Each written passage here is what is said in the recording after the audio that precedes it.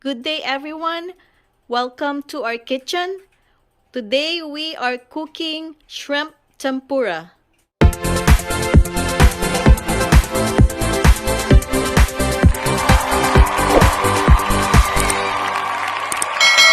So here's our ingredients. We have here large 20 pieces of our shrimp, 2 beaten eggs, our cooking oil, 1 teaspoon of salt, our 1/2 teaspoon of nor powder, our 1/2 teaspoon of garlic powder, our 1/4 teaspoon of ground pepper, and our 3 tablespoons of our flour.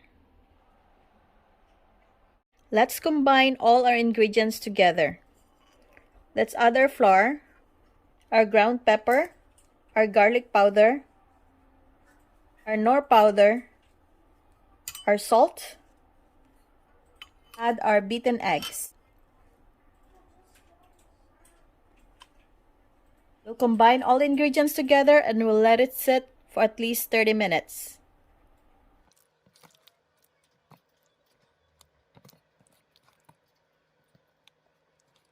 Few minutes later. So let's cook our shrimp tempura. Let's heat our pan.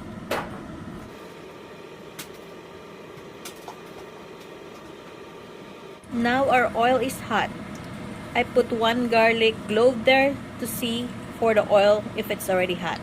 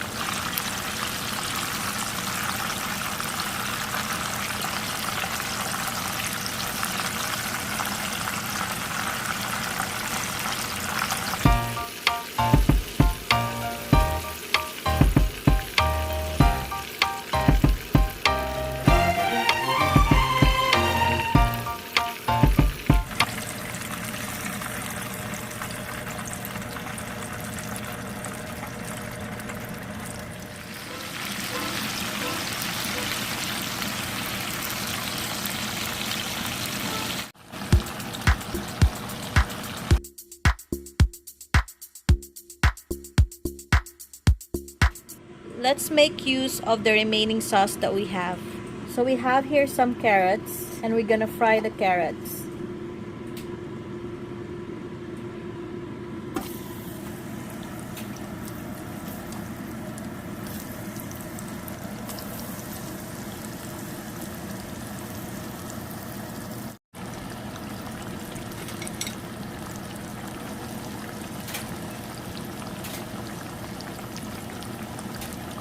Carrots are done.